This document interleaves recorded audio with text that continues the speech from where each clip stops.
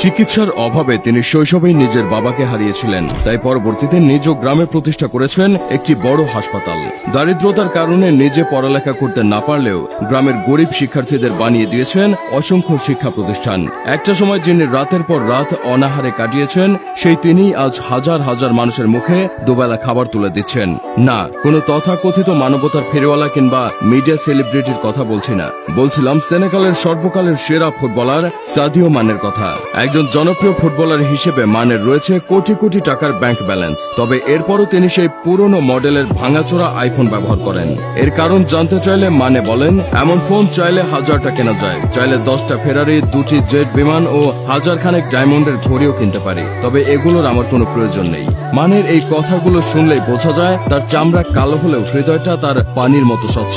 মূলত শৈশব থেকে দরিদ্র পরিবারে বেড়ে ওঠা সাদিও মানে বাহ্যিক বিলাসিতার চেয়ে মানুষের মৌলিক অধিকারগুলো পূরণের দিকটিকেই বেশি প্রাধান্য দেন।